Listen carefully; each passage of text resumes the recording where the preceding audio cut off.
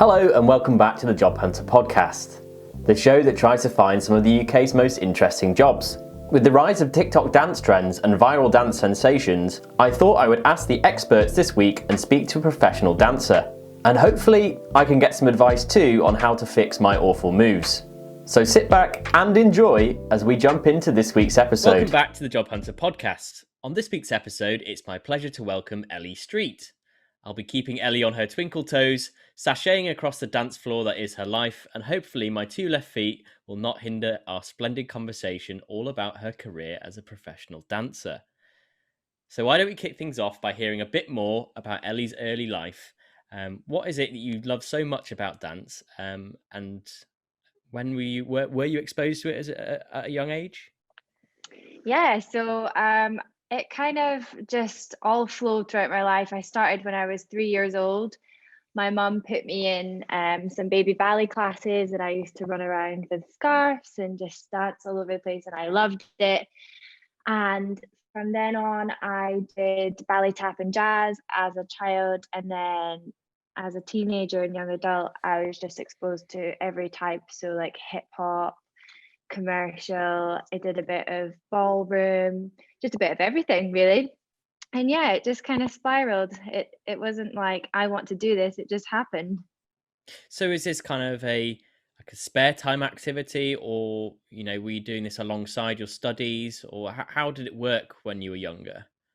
So my mum would always pick me up from school, and pretty much every day of the week I would go straight from school, primary school, then high school, straight to my dance lessons. And I had like very little free time to spend with any of my friends. They would all like, "Are you going to come round today?" And I'm like, "No, I've got dance class." So yeah, it was very much a busy lifestyle. And was this something that you wanted from a young age, or would you say that your parents kind of drove you towards it, or is this something you've always wanted, or is it just the Do way you it know was? what? It's hard to know from what I remember, but I never remember not wanting to go. So I guess there was some element of my mum putting me in these classes and me not knowing what they were. But I definitely loved them from a very early age, and I never ever not wanted to go. Like I always loved it. I always wanted to go back. There was never a moment of hating it ever. So at what point did you kind of realize that you could turn this into something that became the career that you had? I guess at a certain point you became aware of what was going on a bit more in terms of your dancing. Did you have these aspirations to be a professional dancer, or is it something that's you've kind of stumbled into, so to speak? It's such a hard question, because for me, I just always felt like I was going to be a dancer. Like there was just no other option. So there wasn't a turning point. It just always felt right. Somebody asked me age 3 or age 17, what are you going to be? What are you going to choose to do? And I was always just going to say a dancer, and it never wavered, which shocked a lot of people. um but yeah, it's just always clicked for me, and that's always what I've wanted to do. So it's pretty cool. So very driven from a young age. I mean, if I could indulge myself a little bit, I wanted to be a dustbin man when I was a kid, and that turned out very differently. So Apparently they make a lot of money, you know. well, as I said on another episode, it wasn't actually a dustbin man I wanted to be. I wanted to be the guy that drove the truck, because that was the coolest bit, because you had all the buttons and stuff. Nice, So like that. in another life, maybe I'll have been patrolling the streets, saving people from refuse. So you're 17. You're kind of getting to the point where you're probably wanting to fly the nest and get out of your mum and dad's hair. What's the process per se to getting into dancing professionally? For the listeners out there that may be considering it, what do you have to go through to get that first proper job? So the most common route, and most of my friends who are performers all go through professional performing school. So it's usually, a 3-year course of some kind, either diploma. You can now do degrees. That wasn't really a thing back in the day, but it is now, which is cool.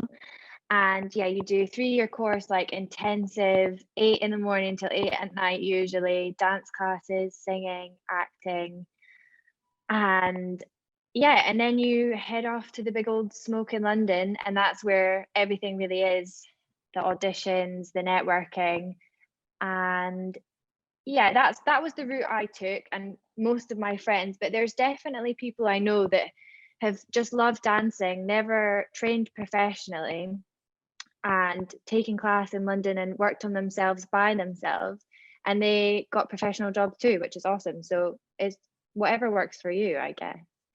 So what was your first gig then, if you can think back? I was lucky training at Edinburgh, MG Academy in Edinburgh. We got a lot of gigs whilst training, which was cool. But then once I graduated and moved to London, my first gig was a job in Marrakesh in Morocco, in a dinner show in a restaurant, which was super fun. And it was a big variety of music. It was fun. It was like Beyonce, Michael Jackson, like lots of different styles. So it was good. So that's a very big jump to go from a girl from Edinburgh that moves to London, then suddenly has to work in North Africa. How did you Mm. how did you feel about that? How did you prepare for something like that? Um, I guess I've always been adventurous.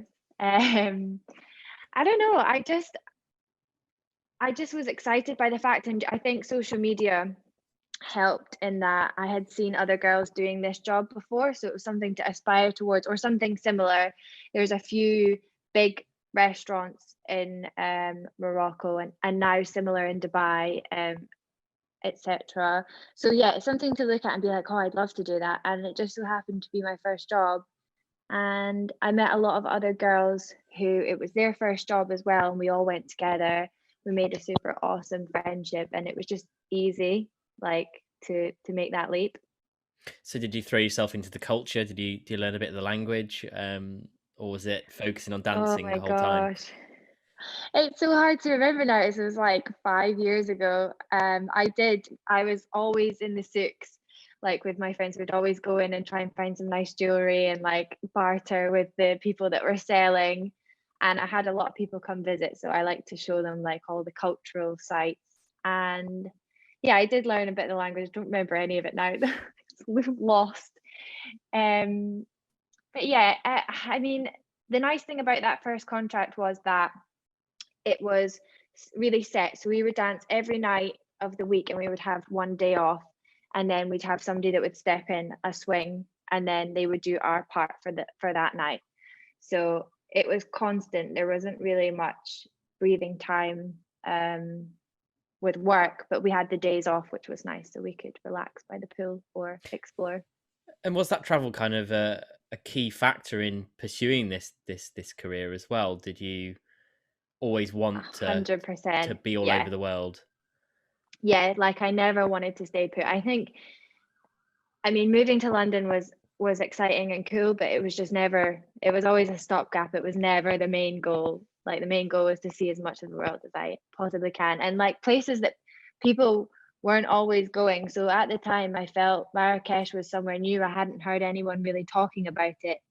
And then by the time I came back, people were like, oh my God, I heard Marrakesh is so up and coming. I'm like, yes. So You yeah, it was managed cool. to go there before it was cool. Exactly. Yeah. Very good. So after Morocco, um, Mhm. what other places you've been? Because I know you're fairly well travelled on your tours. Mm. So after Morocco, I kind of got sucked into the life in Lebanon in Beirut, which was fun. So I did one contract there, summer one, and then I got pulled back in for another contract over winter, and then the next again summer. So it was kind of, I was there for like a period of a year, bit back and forth, which was awesome. And yeah, I hadn't had much time in between really. I was just back in London and there for a lot of my career. And did you have any anxieties about working in the Middle East, given what gets said on the news and stuff like that, or did you go into it with open eyes and to see the place for what it is rather than what you've heard on the news?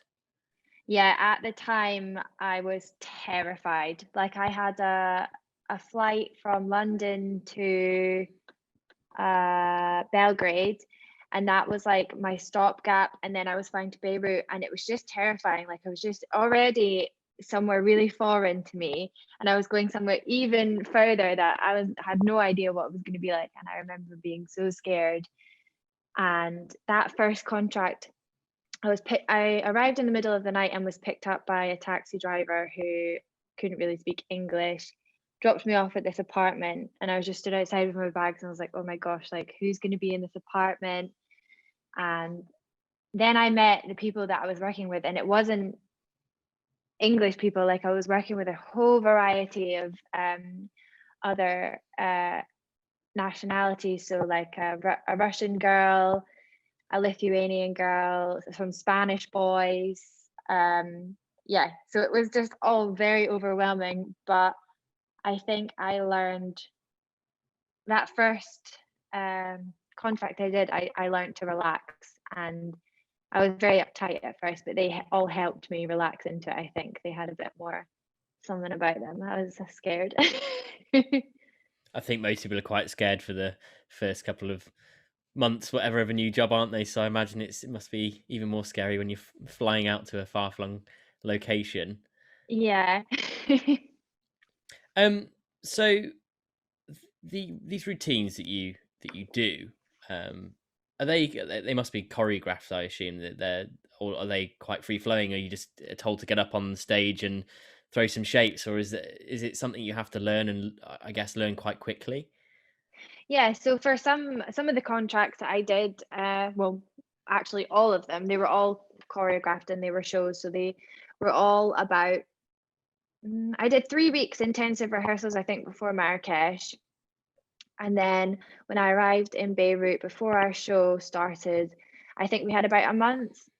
So they teach us as many of the shows as they can. So like we learned probably 20 shows before Marrakesh, and then we learned probably about 40 shows before I started in Beirut, but then we continued to add throughout the contract. So that was like brain morph, like every week. I was like, wait, I thought it was this routine. No, it was another.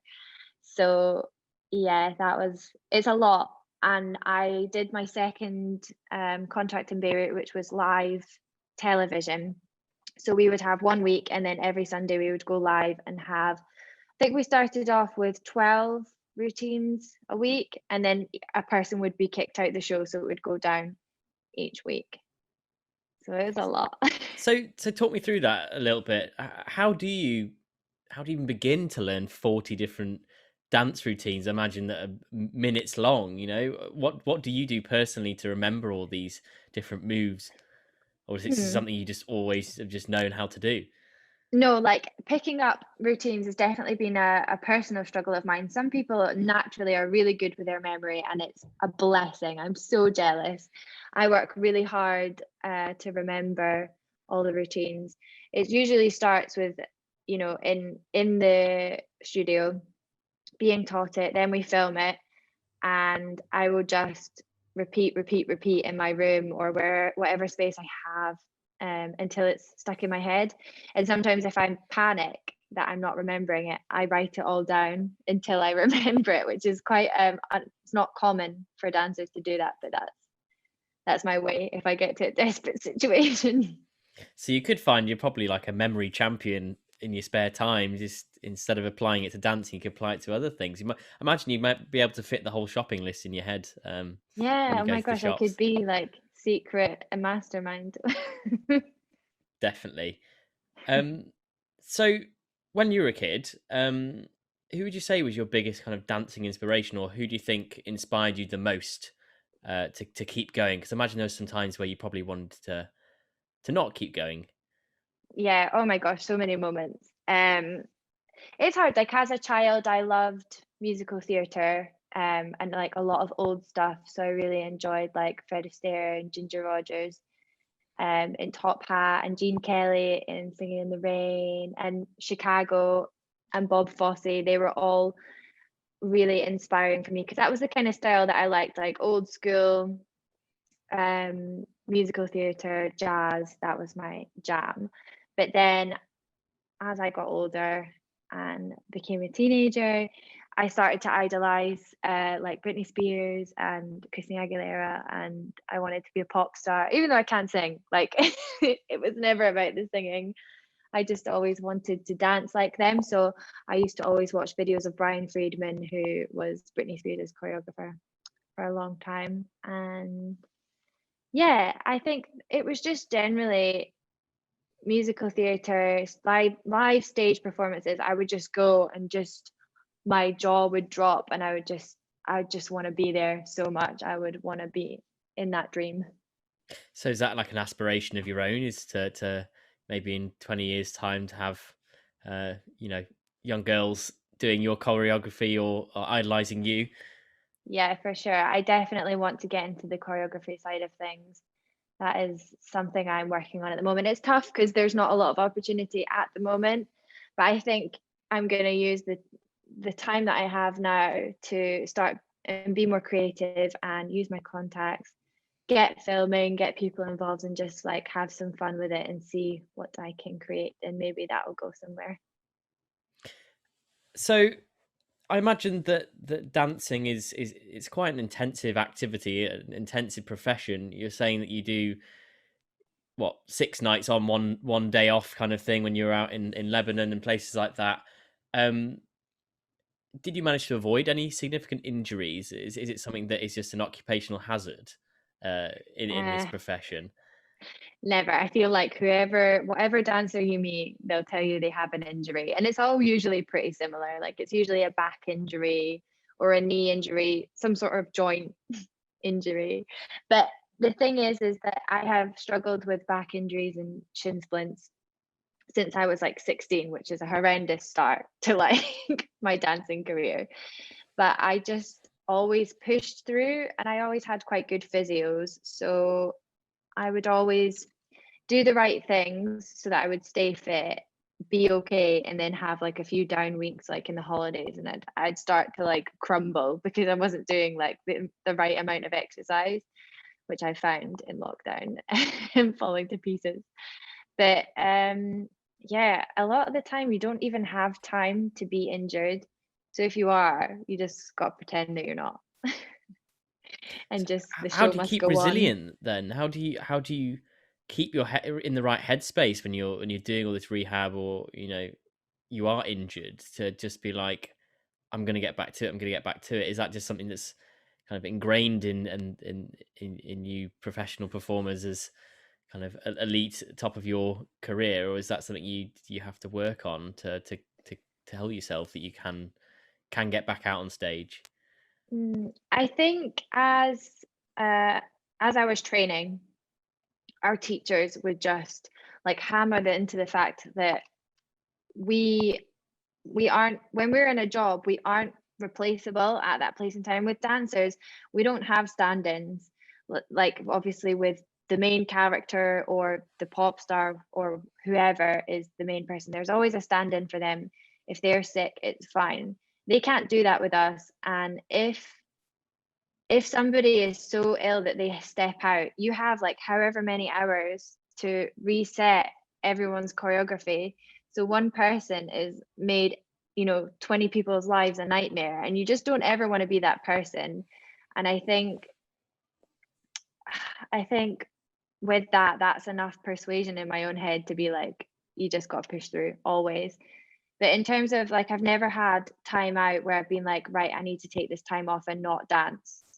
Like I'll always audition even if I feel a niggle, and if I get the job, I just train really hard. I think it's just about strength, mostly core strength all the time, always comes from it. So I think if I'm training and I'm strong, I know that I'll always be okay eventually, even if something feels wrong.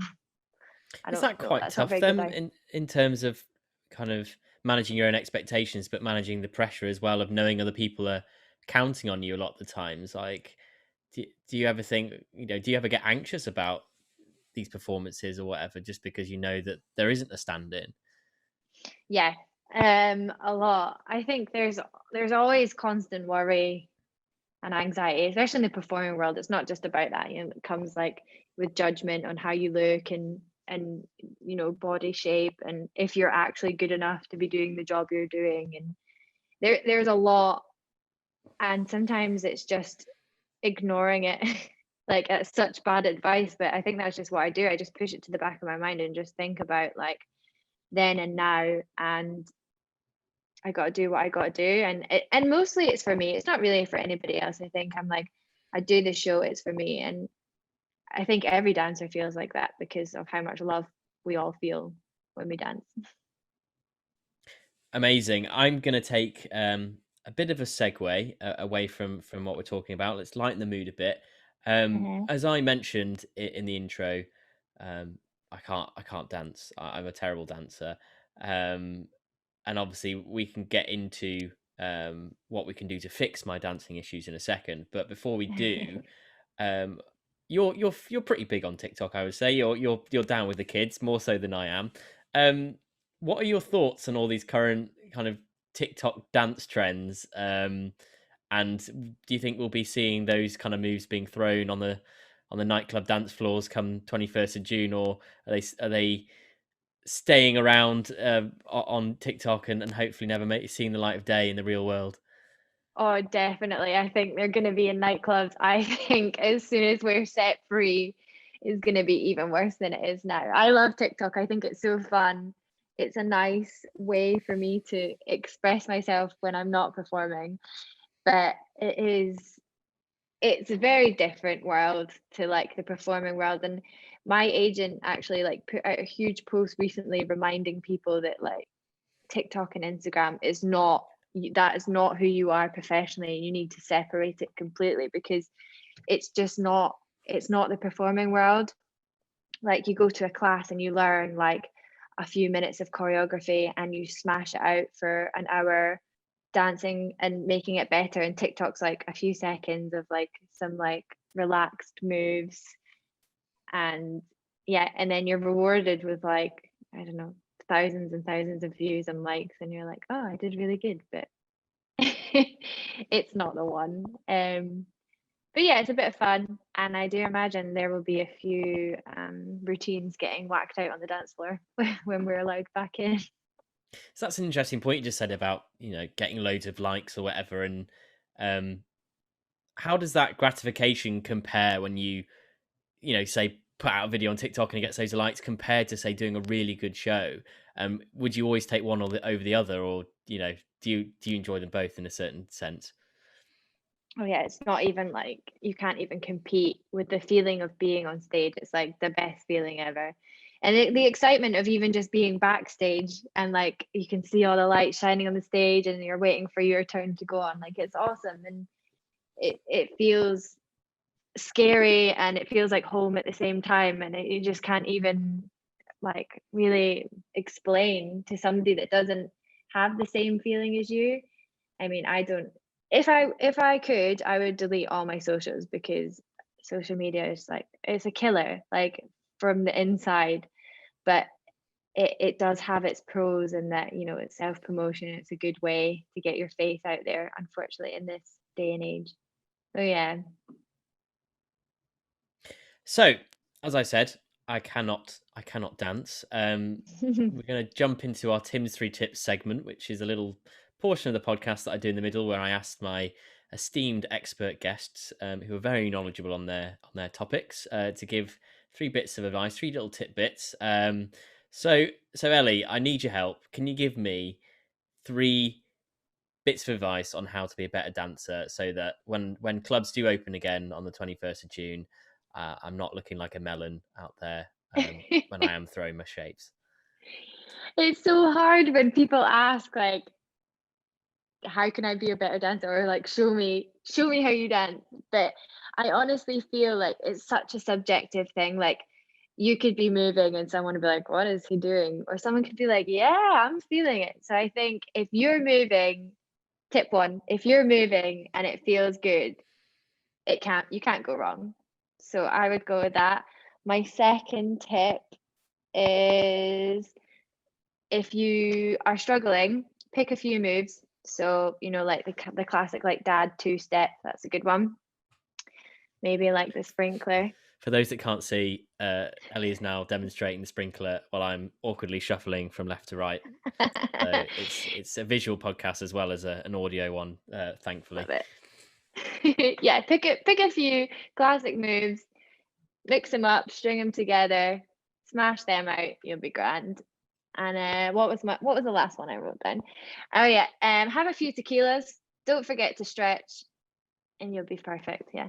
What do I do with my hands? This is I always get confused. It's like, do I keep them down at my waist? Do I do an awkward like hand shuffle? Get like get loose. This like worm thing with your arms. Yeah.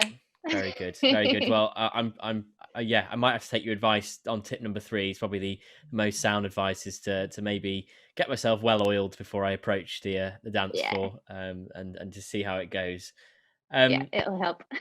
So, what would you say has got you most excited at the moment, or what are you most looking forward to about 2021? I'm sure a lot of people will give the strong answer of when this is all over, hopefully soon.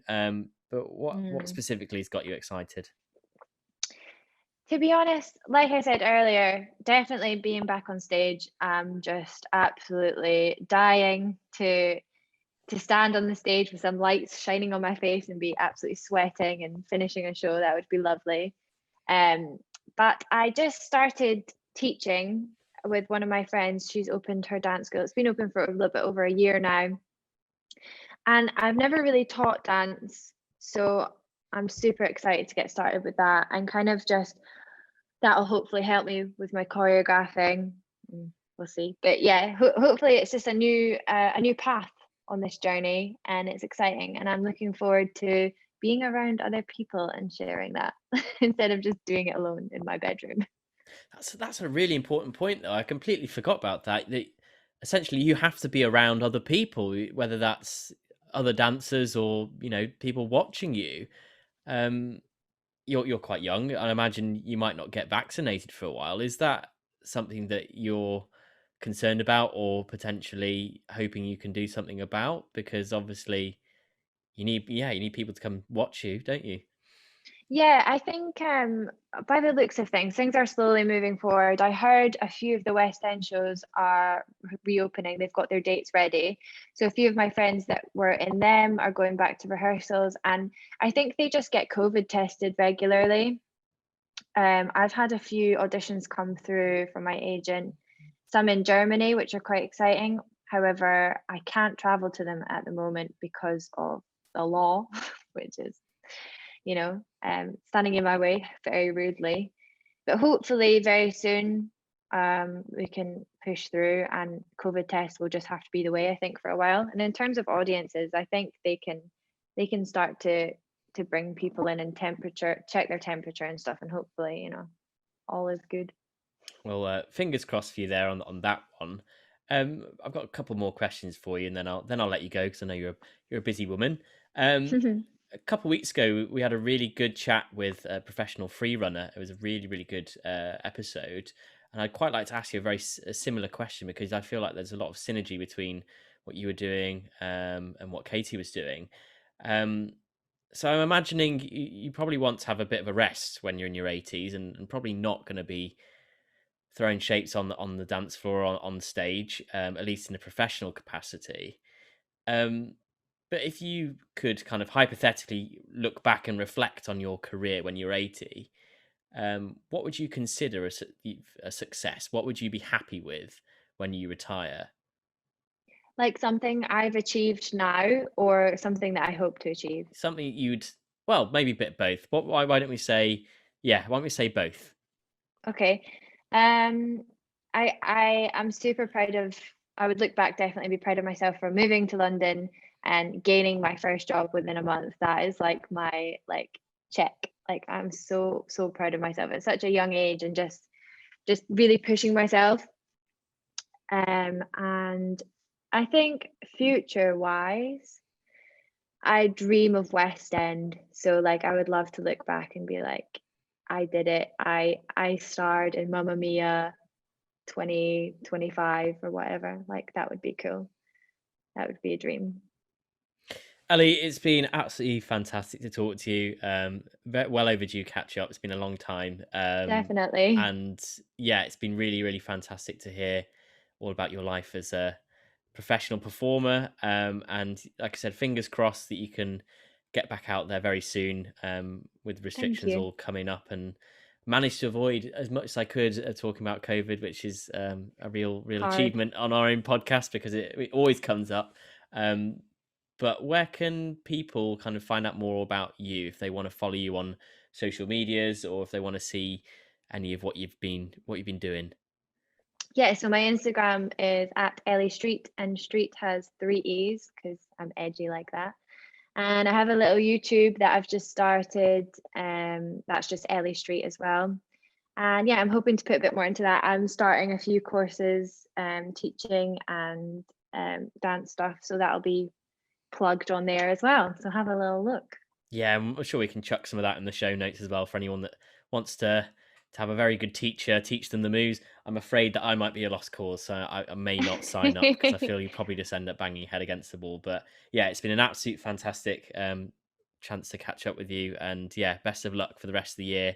I'm sure we'll be following you very closely as things progress. Awesome. Thank you so much for having me.